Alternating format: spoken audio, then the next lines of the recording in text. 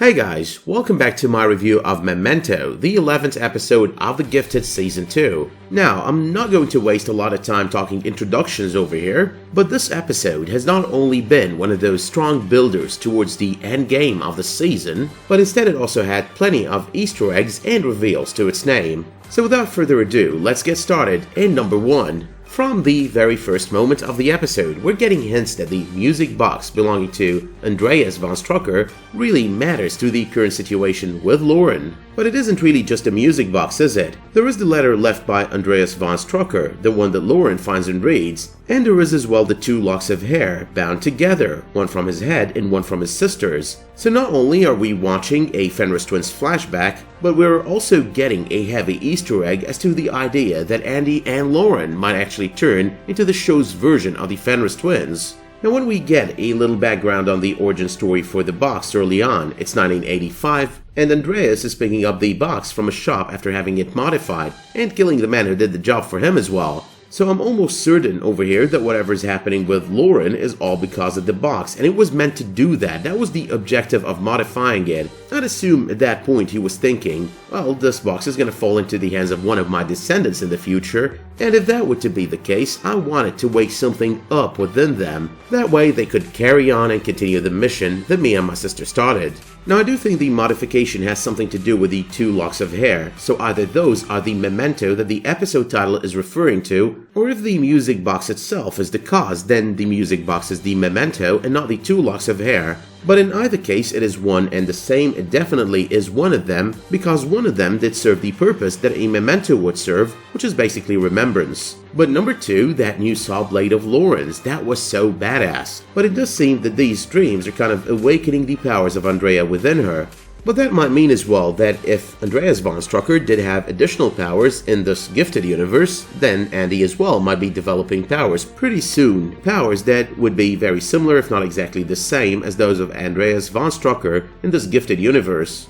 But moving on to number 3, let's talk the episode theme. MEMENTO over here, it does seem to pull a lot of stops out of the 360th issue of Uncanny X-Men. Now out of the many things that seem to have been pulled out of those pages, there is the theme of the episode, and in general it's about rally the mutants, bring them together, lead the underground, or lead the X-Men in case of the comic. All of these synonymous statements are a shared thematic element on both the issue and the episode. The episode, while focusing to a huge extent on Lauren, does focus as well on the idea that the underground has to make it out of their dormant state and into being strong and powerful again the way they are supposed to be. It all factors as well into the call that John gets at the very end of the episode from Evangeline Whedon, which as well is going to lead into the events of episode 12. But let's start talking inspirations and Easter eggs in number 4. The series just keeps getting more interesting with the adding of more actors who made several appearances on Gotham. Gotham, by the way, happens to be my favorite DC TV show at this moment, and this time it's James Carpinello who portrayed Mario Falcone on Gotham and happens to be portraying Max on this episode, one of Reva's new trainees. But when you look at these new trainees, you've got Max, who does remind you of the Melter in the comics, even though his ability over here does seem to be more complicated.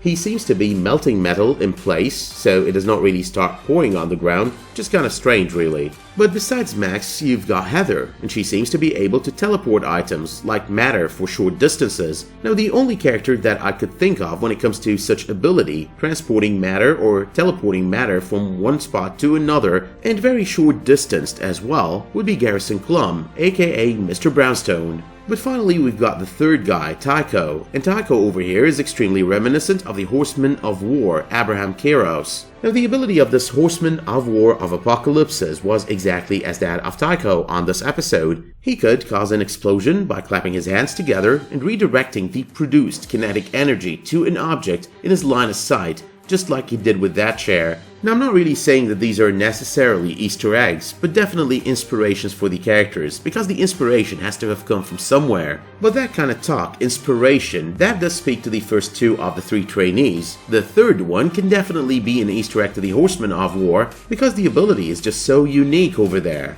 But moving on to number 8, going back to the same issue of Uncanny X-Men that I talked about earlier, We've got the history of Reva's trainees and the taking down of that cruise ship. Now this happens to be one thing that Iceman tried to do on the pages of that issue, putting an iceberg in the middle of the Caribbean, only it did not really succeed in creating a Titanic-like disaster, considering that it was blown to pieces. But number 9, Lorna objecting to Reva's choice of trainees, her style of doing things. Now that was kind of obvious reading the synopsis of this episode last week, but this is not really what I'm trying to get at here, because Lorna has always been very similar to what she is on this episode, in the comics that is. With Magneto in the comics being definitely her father and all, she is usually associated with him and in league with him as well, but except on rare occasions and in certain story arcs, she was never that kind of evil, the crazy kind of evil, the Reva Page kind of evil. But more Easter eggs, and number 10, Reva's reference to Lorna as royalty. I think that is not just a reference to her being a builder in the new nation of mutants, as she does insinuate moments later, but also a reference to her origin as daughter to Magneto in the comics and possibly on the show.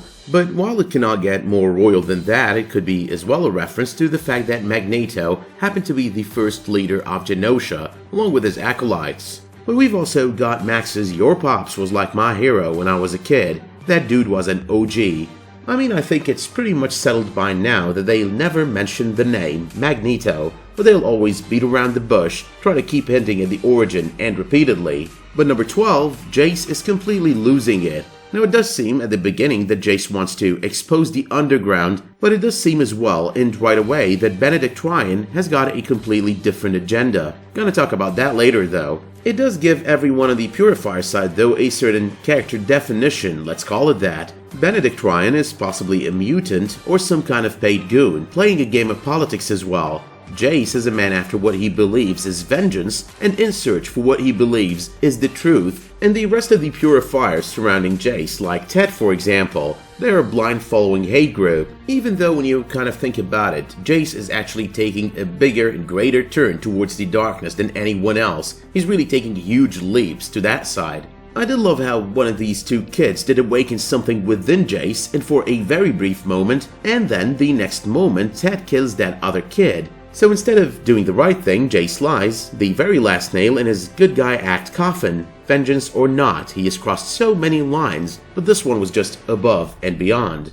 But number 14 though, on that very same Uncanny X-Men issue that I've been talking about since the beginning of this video, we've got talk about the memory chip, one that is used to implant false memories, ones that are generally not your own, which is reminiscent of what is going on with Lauren over here. But anyway, the dream she had over there about the death of Andrea von Strucker, that felt like it affected her in so many ways. There is the tragedy of her ancestors, and I'm assuming the feeling within of hatred towards those who hate mutants, and to what it would be like if she would lose her brother in a very similar fashion to what she saw in those dreams. But number 15, Reva convincing her trio of trainees to start training is a parallel to Professor X convincing Crooks to do the same. Number 16, Lorna dropping by Marcos close to the end of the episode. That was pretty interesting. It kind of supports that idea and that theory that I've been having that Lorna is going to have a redemption arc, but it also splits the believers within the inner circle into two. The good inner circle, the group that everyone is rooting for, one that wants to fight back and resist, to give mutants some freedom and some breathing room.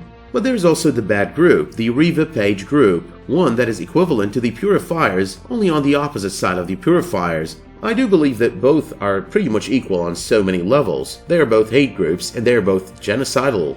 Number 17. I'm not always so big on relationships on these series, comic book based series, except on maybe Agents of S.H.I.E.L.D. I mean, I do understand that they are a necessary part of the drama, but not really big on them. But over the past couple of episodes, this Marcos Lorna thing has been really cool, really badass in a way. But that is not really the Easter egg over here, because once again we get that Aurora Borealis thing around them as they start kissing. Now we've only seen that 2 times so far, both on the season and both after the birth of Dawn, whom they planned on naming Aurora, which means Dawn anyway, which makes this yet another hint that she is Aurora from the comics. But number 18, Evangeline gathering all the underground leaderships all across the nation to fight. That's part of the main theme of the episode as well. Try to get the underground together, try to revive the dream of the X-Men. Number 19, Lauren reading the letter left by Andreas von Strucker was the straw that broke the camel's back, and she is finally allowing the darkness to grow, slowly but steadily,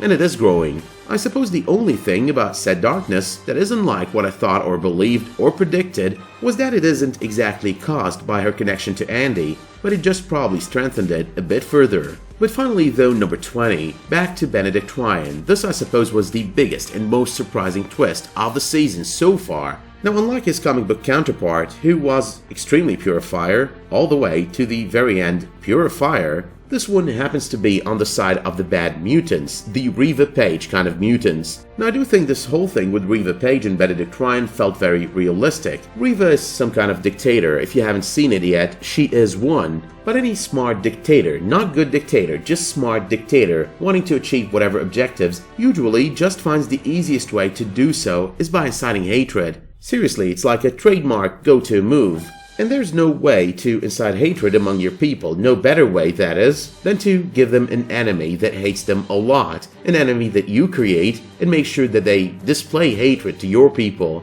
But all in all, it was a good episode, had it all really. We had drama, we had action, we had Easter eggs, we had the whole 9 yards. But that having been said, I've got nothing more to add when it comes to episode 11 of the season. So let me know in the comments what you thought of this episode, what your predictions are for future episodes, especially when it comes to that darkness within Lauren. Let me know as well if you did like this video by dropping it a much appreciated like, and if that were to be the case, you can always subscribe and enable notifications for my future videos, community posts, and live streams. But until the next time you tune in for another one of my videos, thank you so much for tuning in to this one, and have a great day.